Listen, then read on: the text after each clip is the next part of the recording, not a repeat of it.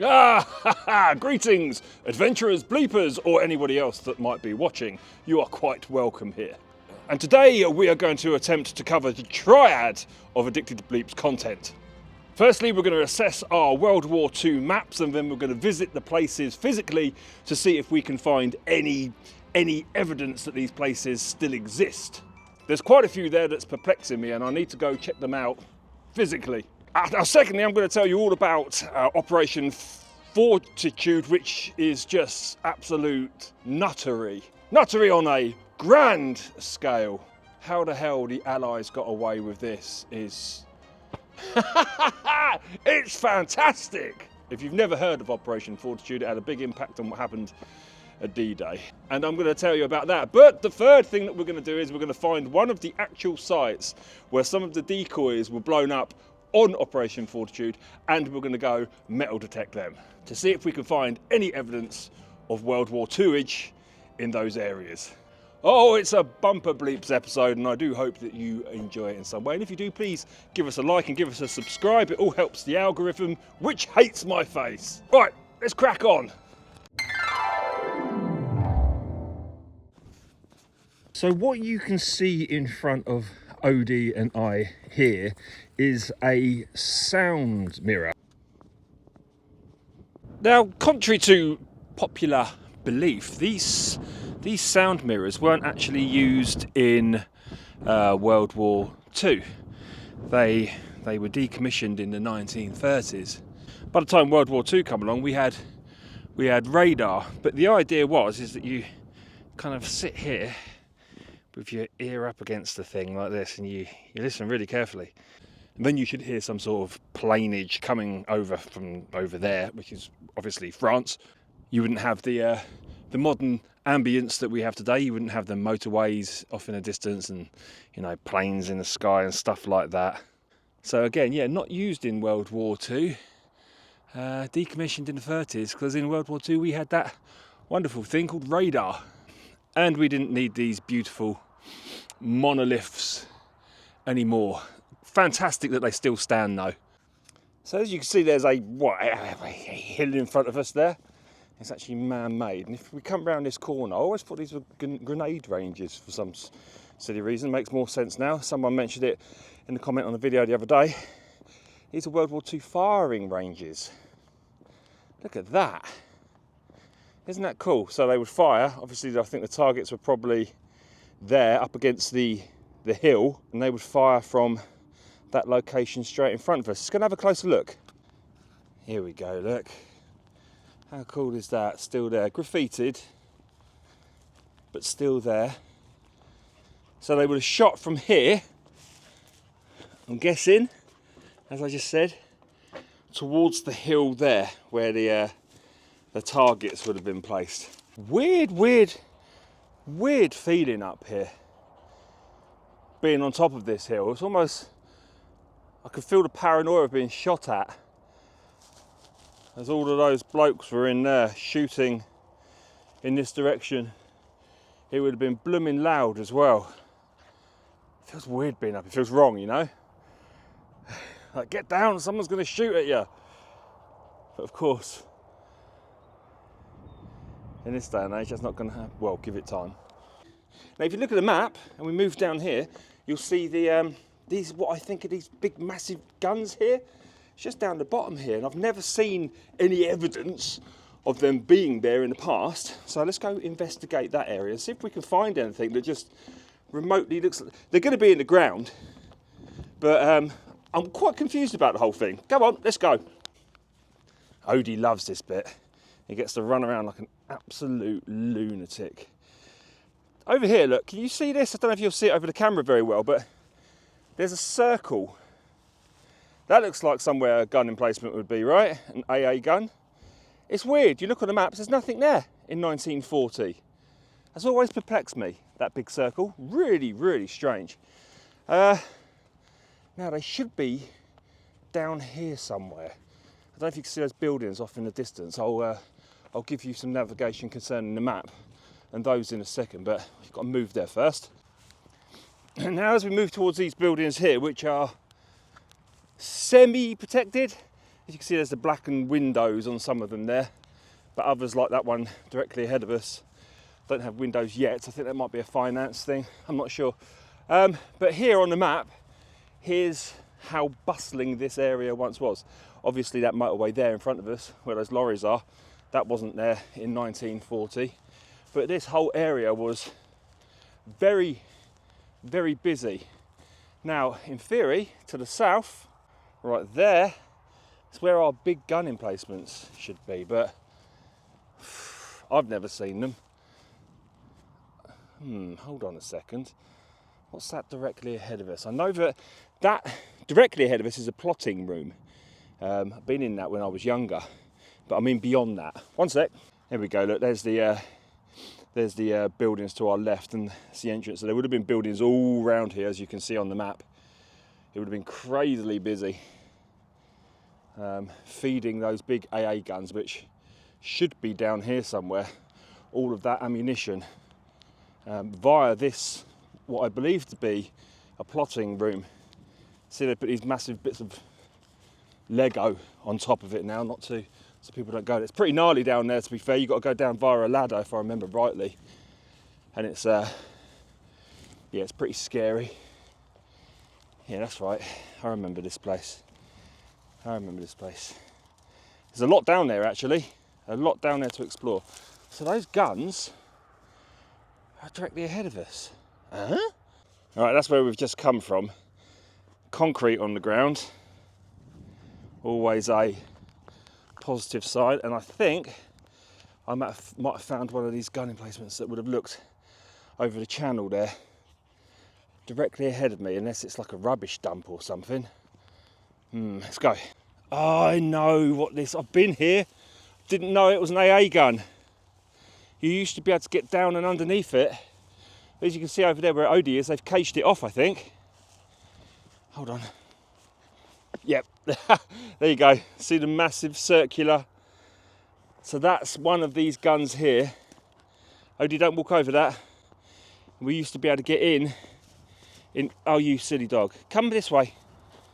And we used to be able to get in the 80s down there and right underneath it. Here we go. So there'll be 1, 2, 3 adjacent along there. 1940. Amount of times I've walked past this. Didn't think. That's why these maps are so fascinating, these World War II maps. I love them.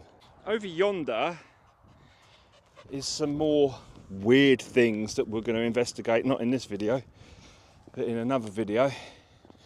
But I've just found another, what looks to be concrete. Circular, yeah, it's another gun, isn't it?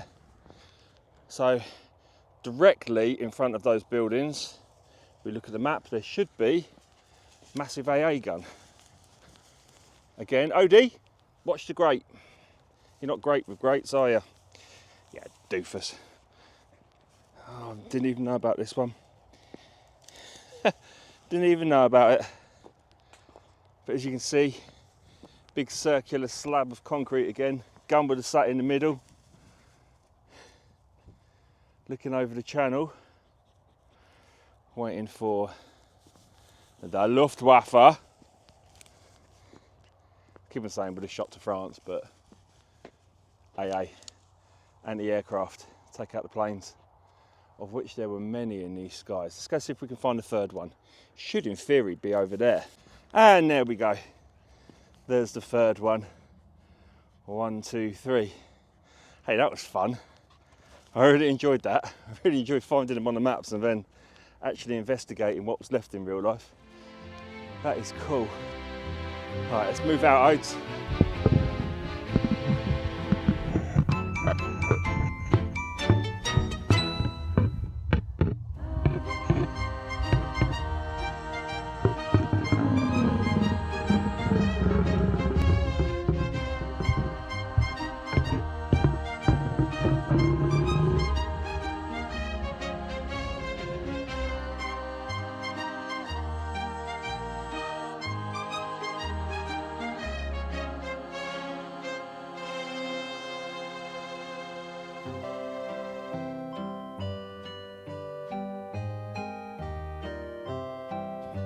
This structure in front of me is somewhat interesting. You might think this is related to World War II. It's not. It's grated at the top.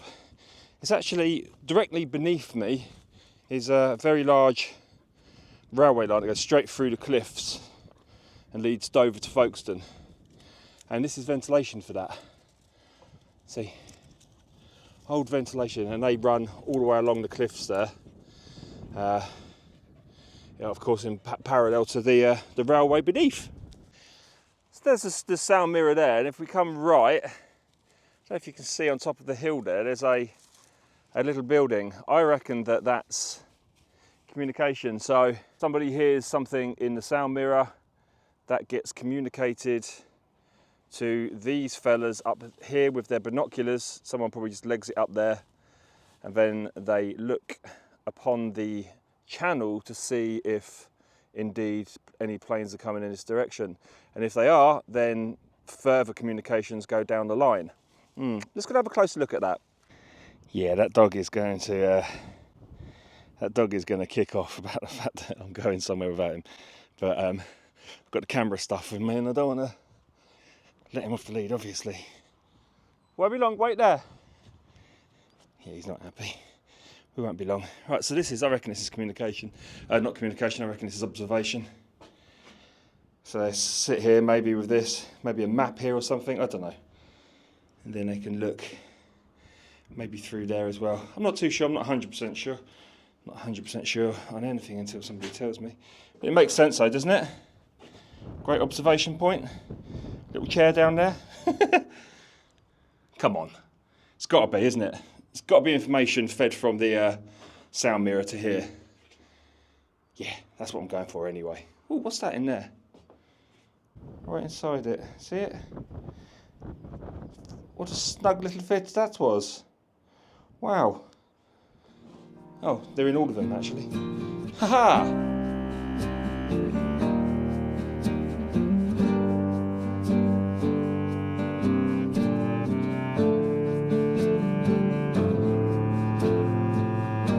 Now, imagine this, my friends. It's 1944, and the Allies are planning one heck of an invasion. D-Day. In fact, the most daring operation in military history. But here's the twist. Before they could storm the beaches of Normandy, they had to pull off a massive, massive con, which included fake armies, fake invasions, and double agents, which even fooled Hitler himself. So welcome to the story of Operation Fortitude, my friends. Buckle up, it's going to be a wild one. So now, 1943, and the Allies were gearing up for Operation Overlord, which was, of course, the code name for the Normandy landings. So this meant that the Germans were watching Normandy like hawks and were powering up their defences massively in that area, anticipating a big attack. So the Allies cooked up a plan which was so sneaky and so clever that the fox would doff his cap to it. Now, Fortitude was part of a bigger plan called Operation Bodyguard, all of which were to convince the Nazis that the bigger invasion was going to happen somewhere else. Now, Fortitude had two parts. It had Fortitude South, which is where we are now, and Fortitude North. Fortitude North was designed to convince the Germans that we were going to attack Norway, and of course Fortitude South was to convince the Germans that we were going to attack Calais, which is the narrowest part of the channel. So we're only like 19 miles from Calais where I stand. So again, yeah, it's just literally there. You can see it, and the Nazis had fortified it like crazy. So how'd you go about faking an invasion? An invasion so cunning that it's going to fool Hitler himself? Well, it's just brilliant. So firstly, we were to create an entire fake army called the FUSAG. And the FUSAG is short for the First US Army Group. And they even had their own badges and emblems and everything. And who was in charge of this group? Well, none other than General George Patton himself, the most feared and flamboyant commander. So that alone is going to like prick the Nazis' ears up. Now, I urge you to research this yourself, because I can only cover it so much here. The effort that went into this lie is magnificent.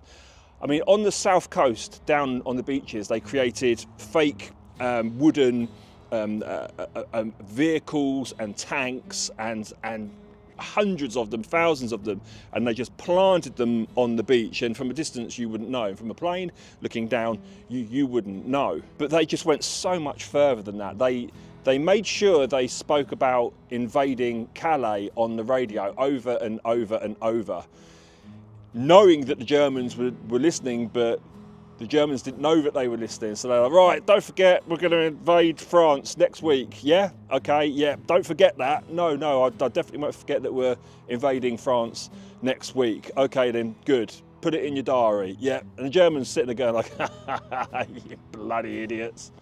And then you had people like Juan Garcia he's a Spanish guy that created his own network of 27 spies. And his input into this whole thing was ridiculous as well.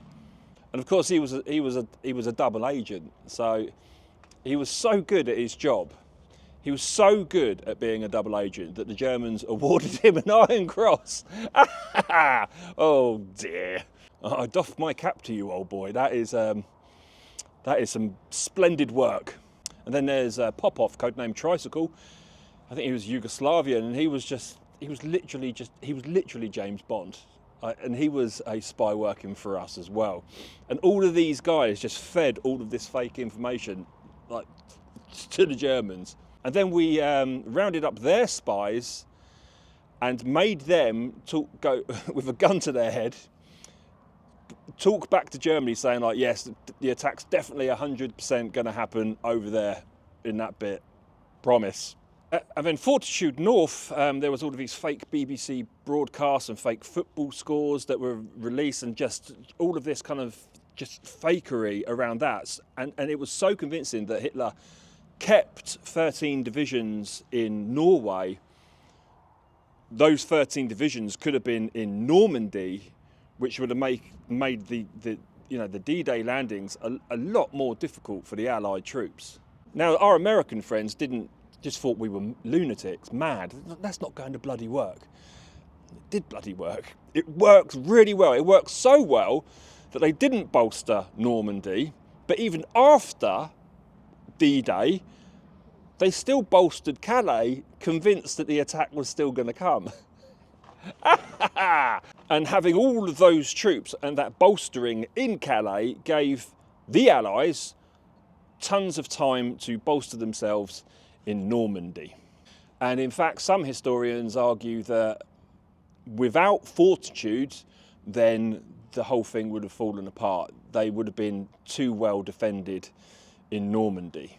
The whole thing was utter insanity that worked an absolute peach. Thousands of fake wooden boats and decoys and blow up tanks that were nailed to the ground. God, it's not even in a film, this stuff. I don't think it is. It probably is, but a modern film that I've never seen, this story needs to be on Netflix or something. It is fantastic, and there's so much depth to it. It's just ridiculous. So what we're going to do now is we're going to. I've got a field which hosted some of the blow-up tanks and the blow-up jeeps and trucks and things, and we're going to go metal detect those to see if there's any evidence of the World War II history which happened there. So stick around for that. We're going to go over, get that done for a couple of hours, see if we can find anything. Come on, let's go. Easy. Easy.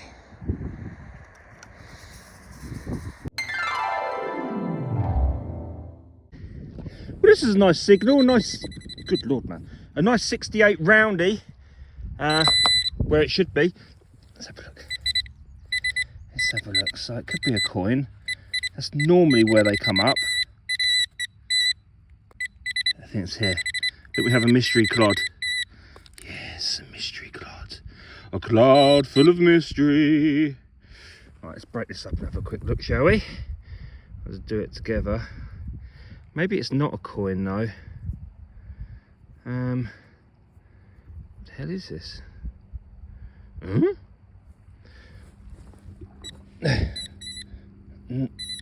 No, that pointer sounds a bit weird. I think I might need to charge it. It's not this, is it? Is it? No, it's not bloody that, for God's sake. Right, let's get back in there. There you go. Yeah, nice 68. Always going to be a coin. Always going to be a coin. Let's have a... Ooh. That's thick. That could be a Roman. Ooh, let's give you a clean up of the old Cibrator. Cheers, vibrator. I'll put it back now. It's there. But, yeah, I don't know. I might have to get the composite cleaning pencil on that. I don't. It's so thick, so it's probably a Roman. Yeah, I'm going to clean that up. Give it a good clean, but it could be a WW2 or 3, I guess, as well. Never had a Roman up here, so that would be weird. But anyway, I'll give that a clean up. Maybe one for my patrons. If you want to join my Patreon page, by the way, there is a link in the description below. Weird. Funny little find there. Could easily be World War II related. It's like a pip of some sort. That's cool. Okay, good.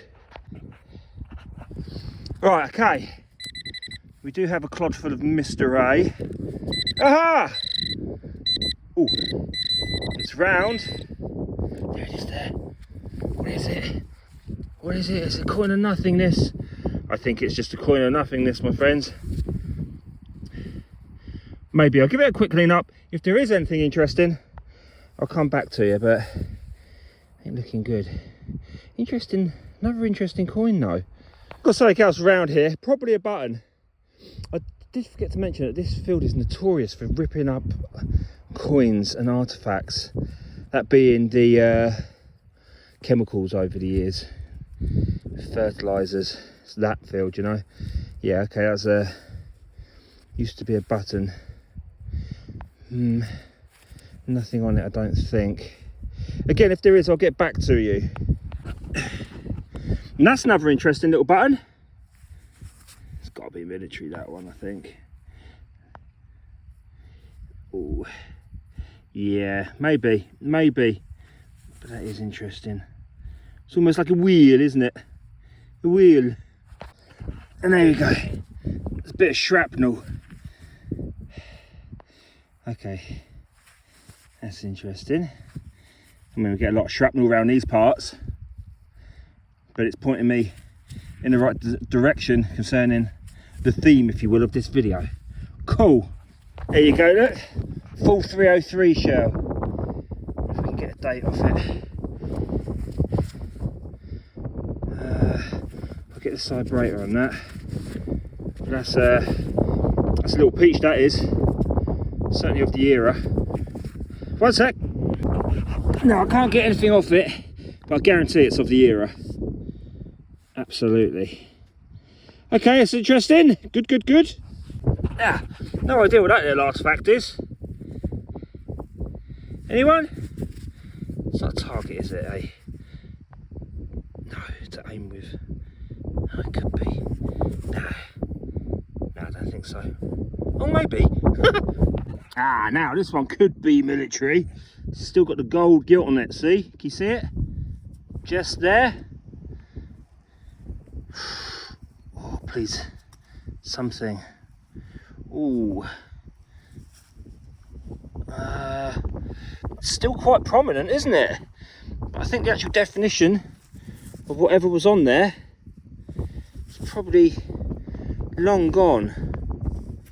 That's a shame. I wonder if we can get any word in. Quick clean up. No, alas, nothing there. Maybe I'd get a maker's mark off it. Maybe. It's a shame, isn't it? Such a shame. But yeah, I would say that was probably on a military person of some sort at some time. I think we can probably all agree. Okay. Not sure what that is. Interesting enough though. Yeah, no idea what it is. Anyone? Comment below. There you go, there's another Another bit of shrapnel. Cool. Yeah, I think that coin there's probably got a head on it. See right there. Again, we'll give that a clean up, see if we can identify it. That's kind of interesting as well. Thought it was a spoon at first, but no, it's definitely something that was worn, I think. Oh, could even be on farmyard machinery, I don't know. Not too sure about that one. Interesting. Well, this is definitely another one for the Patreon page to clean up on. There's definitely something there. Nothing that side, I don't think. But this side, I do not recognise that at all. That is interesting. Could be a jetton of some sort. Oh, what are you, fella? Yeah, no idea. So I'll give that a good clean up. Probably under the microscope, I think. Okay, cool.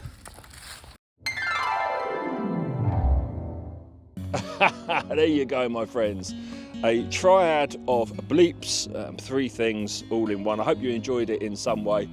I thoroughly enjoyed researching Fortitude, and again I recommend you go ahead and do your own research, because I'm just covering the surface of what they managed to achieve. So thank you for watching. Again, if you enjoyed the video, please like and subscribe, and I shall see you in the next one.